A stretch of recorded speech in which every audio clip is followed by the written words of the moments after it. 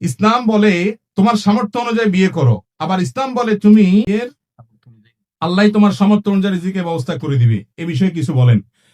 আপনার নিজের রিজিকের জন্য আপনি আল্লাহর উপর তাওয়াক্কুল করেন, ঠিক আছে, আপনার রিজিক আল্লাহ রেখেছেন, সেটার জন্য আল্লাহর উপর আপনি ভরসা করেন। কিন্তু আরেকজনের মহিলা এনে এবার তাকে বলবেন তাওয়াক্কুল করো, খাওয়ান দাওয়ান নেই। দুইটার মধ্যে পার্থক্য আছে না নাই? আপনি নিজেরটা নিজে তাওয়াক্কুল করেন, ঠিক আছে, আপনি নিজের ইমান পরীক্ষা করেন, আল্লাহ রিজিক দিচ্ছে না তাও সবর করেন, তাও পরীক্ষা করেন। আরেকজনের মহিলা উঠায় আনে, আরেকজনের মেয়ের বিয়ে করে এনে এরপরে খাবার দাবার জোগাড় করতে না পেরে মহারণা কিছু না দিয়া এরপরে বলতেছেন যে তাওয়াক্কুল করো, আল্লাহ তাওয়াক্কুল করতে বলছে। তাওয়াক্কুল আপনার নিজের জন্য, আরেকজনের উপরে চাপানোর জন্য। আপনার নিজেরটা তাওয়াক্কুল করবেন, আর আরেকজনের মেয়ে বিয়ে করলে তার ডাইল ভাত জোগাড় করার এবিলিটি এবং ব্যবস্থা থাকলেই তার উপরে বিয়ে বর্তাবে, সে বিয়ে করতে পারবে। কিন্তু বাবার সংসারে বসে বসে শুধু খাবেন মুছে তাও দিয়া, আর হুজুরের মাসালা দিবেন, হুজুর বাপ বিয়ে করেন আমি গুনাতে বাঁচতে পারি না, এসব চলবে না। আপনি উপার্জন করতে হবে, আর চাচামিও বিয়ে দিতে হবে। দুই পক্ষই সহায়তামূলক মানসিকতা থাকতে হবে, বসে বেকার থাকবেন না। অনেক যুবক বলে হুজুর ইমান বাঁচাতে পারি না, তো ইমান নষ্ট হয় সেই জায়গায় যান কেন? ফেসবুকে এমন সব পেজ লাইক ফলো কেন করে রাখেন যেখান থেকে খারাপ জিনিস আছে? এমন সব বন্ধু বান্ধব কেন রাখেন সেখান থেকে চোখের হেফাজত হয় না? গুনার পরিবেশ থেকে সরে আসেন এবং সেই সাথে উপার্জন করেন।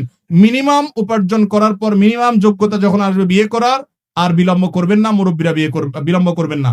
মুরব্বীরা যদি সন্তানকে বিয়ে দিতে বিলম্ব করেন আর সন্তান যদি তলে তলে গুনাহ করে, আমি তো বলি যে আজকাল ক্লাস 6 থেকে নিয়ে সর্বোচ্চ লেভেলের স্টুডেন্ট পর্যন্ত শতকরা 5 জন ছেলেও নিজের চরিত্রকে রক্ষা করতে পারছে না।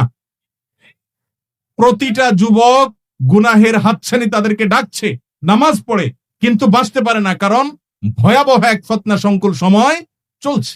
নবী করিম সাল্লাল্লাহু আলাইহি সাল্লাম এই জন্য বলে গেছেন, আমি চলে যাচ্ছি আর তোমাদের জন্য শেষ জমানার উম্মত হিসাবে কিয়ামত পর্যন্ত যত মানুষ আসবে, তোমাদের জন্য সবচেয়ে বড় পরীক্ষার বস্তু রেখে গেলাম মেয়েদেরকে। মেয়েদেরকে পরীক্ষার বস্তু রেখে যাওয়ার মানে এই না যে মেয়েদের কোনো দোষ আছে, এর মানে হলো তাদের কারণে বা তাদেরকে দেখে তোমরা অনেকেই নিজেরা ভুল পথে পা বাড়াবে, বিবাহ বহির্ভূত সম্পর্ক করে ফেলবে। এই জন্য যুবকদেরকে হেফাজত করার জন্য বিচক্ষণ মা বাবার দায়িত্ব হলো তাড়াতাড়ি বিয়ে দেওয়া।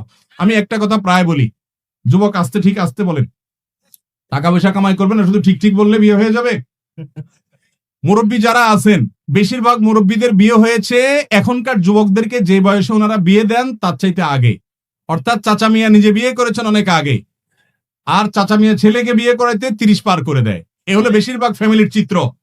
আমি বলি বাবারে, আপনার আমলে বিয়ে করা যতটা প্রয়োজন ছিল আপনার, তখন ফিতনা এত বেশি ছিল না, ফেসবুক ইউটিউব ছিল না, স্মার্টফোন ছিল না।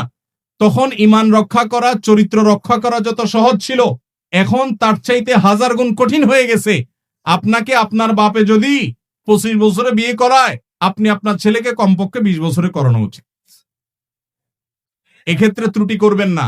বুড়া বয়সে যারা বিয়ে করেন এর ক্ষতি পরে দেখবেন। এক্ষেত্রেও ওই যে ইহুদি খ্রিস্টানদের অনুকরণ, যে বুড়া হওয়ার আগে বিয়ে করবেন না, লেট ম্যারেজের যে কত ক্ষতি, এটা যারা করেছে তারা বুঝে এবং সাফার করে।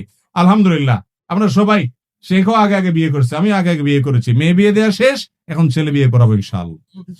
বুঝতে পারছেন? অতএব লেট ম্যারেজ করবেন না, মুরব্বীরা যুবকদের দিক খেয়াল রাখবেন, না হলে গুনাহগার হবেন আপনারা।